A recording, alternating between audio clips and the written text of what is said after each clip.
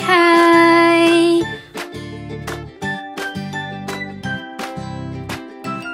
Selamat datang di channel JadiASN.125. Di sini saya akan membagikan tips dan trik supaya bisa lulus CPNS dan P3K.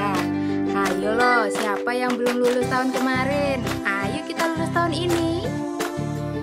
Selain itu, channel ini juga akan membahas mengenai seputar ASN dan P3K. Agar tidak ketinggalan berita selanjutnya, jangan lupa subscribe dan aktifkan lonceng kamu. Yuk, check it out!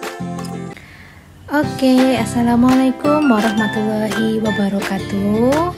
Ketemu lagi di channel Jadi ASN 125 bersama saya Susanti Wulandari, yang hari ini kita akan membahas beberapa materi atau contoh soal kompetensi teknis P3K Perawat tahun 2024. Baiklah, saya akan masuk ke soal yang pertama.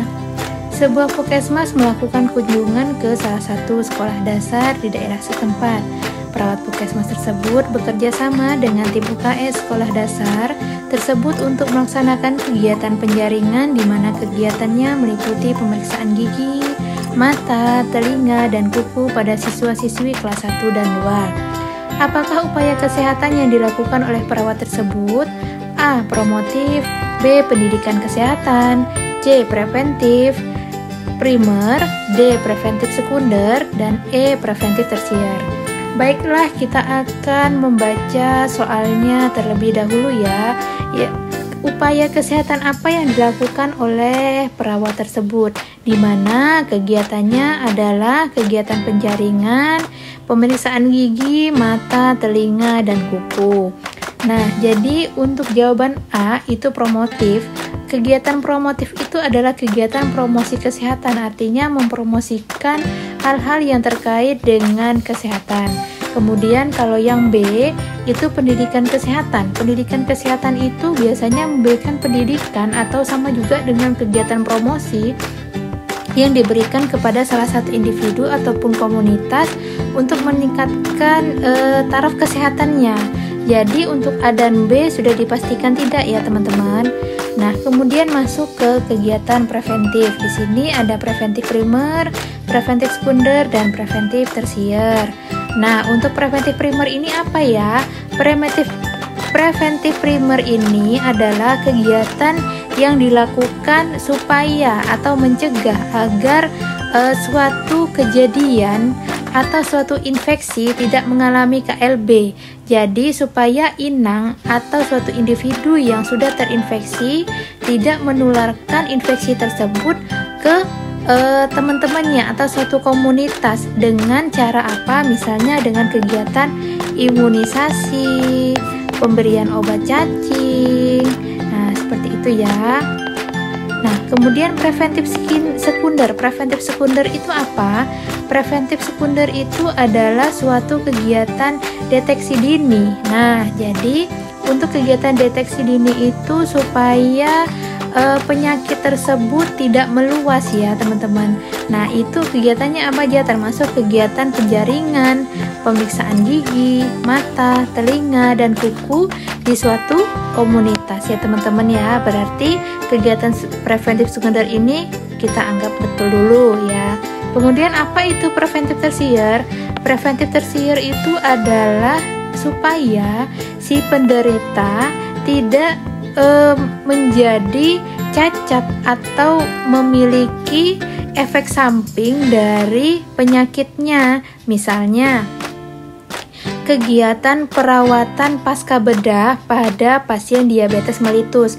Nah, jika kegiatan perawatan luka pasca bedahnya tidak dilakukan dengan baik, maka akan menimbulkan infeksi karena penyakit diabetes mellitus atau penyakit gula dapat mudah meningkatkan tingkat infeksi luka tersebut. Nah, jadi untuk preventif tersier bukan ya teman-teman. Nah, jadi kita jawab di D, yaitu preventif sekunder. Nah, dari jurnal yang pernah saya baca itu adalah kita dapat mendapatkan pengertian secondary preventif sasaran utama pada mereka yang baru terkena penyakit yang terancam akan menderita penyakit tertentu melalui diagnosis dini untuk menentukan status patogenik. Nah, sehingga mencegah komplikasi sehingga pembatasan cacat secara garis besarnya dapat dibagi menjadi dini dan pengobatan segera. Nah, di sini bisa kita garis bawahi bahwa kegiatan atau upaya kesehatan yang dilakukan oleh perawat tersebut adalah preventif sekunder. Baiklah, masuk ke soal yang kedua. Nah, bentukan soalnya masih sama ya teman-teman. Seorang perawat lansia sedang melaksanakan tindakan pelayanan keperawatan seperti biasa. Kegiatan yang dilaksanakan adalah perawatan luka dekubitus pada pasien dengan tirah baring lama dengan komorbid diabetes mellitus. Pada saat melakukan tindakan keperawatan luka, perawat tersebut juga melakukan edukasi dengan pasiennya agar pasien tersebut melaksanakan perawatan luka setiap hari agar tidak menimbulkan infeksi. Upaya apa yang dilakukan oleh pesawat tersebut? Nah, ya bisa ya teman-teman. Jadi sama seperti soal tadi, bentukannya dapat dijawab yaitu preventif tersier ya teman-teman. Nah, kenapa dijawab preventif tersier? Pengertian dari pencegahan atau preventif tersier itu sendiri adalah dengan sasaran utama adalah penderita penyakit tertentu dalam usaha mencegah bertambah beratnya penyakit atau mencegah terjadinya cacat serta program rehabilitasi ya teman-teman ya. Ini adalah jurnal yang saya baca. Berarti adalah preventif tersier. Oke, sampai di sini paham ya teman-teman. Masuk ke soal yang ketiga. Seorang perawat komunitas mendatangi sekolah-sekolah dasar di daerah wilayah kerja puskesmasnya dalam rangka melaksanakan bulan imunisasi anak sekolah.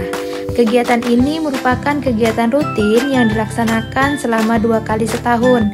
Apakah bentuk upaya yang dilakukan oleh perawat tersebut? Nah, apa itu? Nah, tadi sudah dijelaskan ya teman-teman, ini adalah kegiatan bulan imunisasi anak sekolah. Nah, kegiatan imunisasi tersebut masuk ke dalam upaya preventif primer ya teman-teman. Nah, masuk ke dalam preventif primer, di mana pengertian upaya preventif primer adalah untuk mempertahankan yang sehat agar tetap sehat atau mencegah orang sehat menjadi sakit, itu menurut Eko Budiarto tahun 2001.